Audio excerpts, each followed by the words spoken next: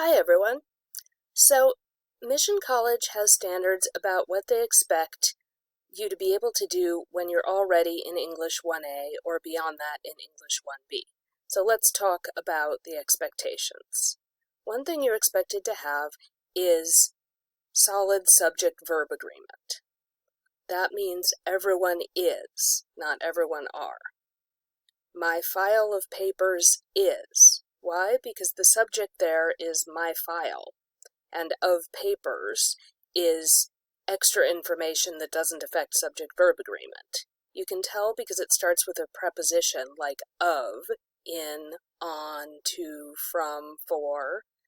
Those words and the nouns that come after that are called a prepositional phrase, and those don't affect subject-verb agreement, as I wrote in all caps. To my mom, in the house. I gave the paper to my mom, it's singular. I gave the paper to my parents, still singular because paper is the noun we're talking about. Everyone should do their work.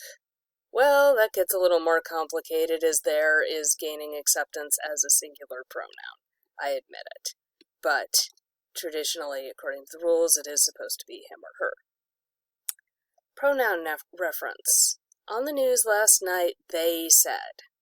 They does not have anything to refer to. The rule is a pronoun always has to have a noun to refer to, and they can't point to anything. I can't draw an arrow from they to the noun it goes with. So we need to get rid of they. On the news last night, newscasters said. On the news last night, the anchor said. On the news last night, someone said, but they has nothing to reference. Next issue, verb tense. How many papers have I seen this in? Romeo loves Juliet. Juliet loves Romeo. Then Romeo died. You just switched verb tense. Don't do it. Fiction goes in present. Romeo and Juliet should be described in present because they're fictional characters. But basically, what you have to do is keep a really close eye on your writing, or check it after you're done, and make sure you didn't slip up like this. Also, remember your verb endings, EDs and S's and so forth. Next issue. I'm hungry, I want a sandwich. According to the rules, I'm hungry is a sentence. I want a sandwich is a sentence. You are not permitted to join two sentences with a comma. There we go.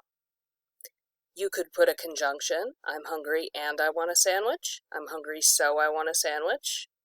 You could put a period, I'm hungry, period, I want a sandwich. You could put a semicolon, dot on top and then a comma below. A semicolon goes between related sentences. I'm hungry, I want a sandwich. That's a period. I'm hungry, I want a sandwich. That's a semicolon, but it's legal because a semicolon is what you use for a really short pause but between sentences. A colon, two dots, goes between a sentence and an explanation. Basically means because. I'm hungry, colon, I want a sandwich. I want a sandwich, colon, I'm hungry might even make a little more sense that way. So those are all okay, but a comma isn't. If you put a comma, we call it a run-on, or a comma splice. Alright, next one. I got home, however I discovered I'd forgotten my ID badge. I'm afraid you cannot use however to connect two sentences. However is a transition. Transitions make things sound better, but you need a period in there.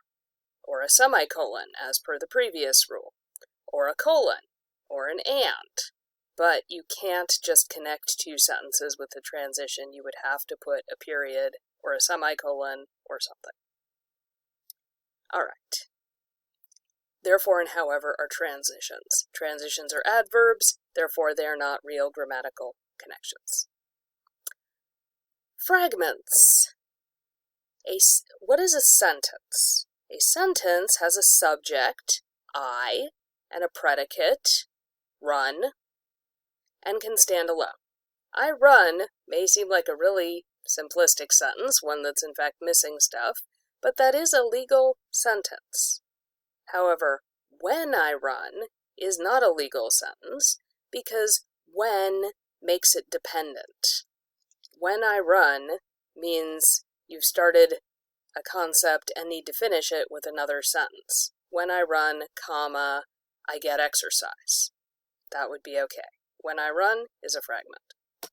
So here's some more fragments. My mother, who is a teacher. Technically, that is one big fat subject, and we don't have a verb. We have a verb, but we don't have a predicate, because who is actually like when. It's making this entire thing into not a sentence. The fact that I want ice cream. Same. That I want ice cream is dependent. It's not a sentence.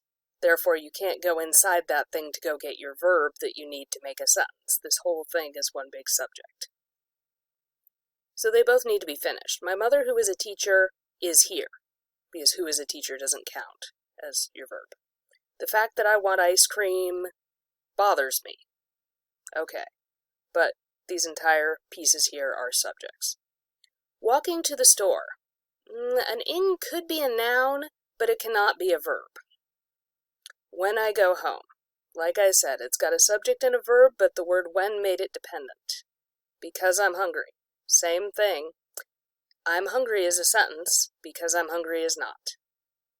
You would have to take it, because I'm hungry, and attach it to a real sentence in order for it to be valid.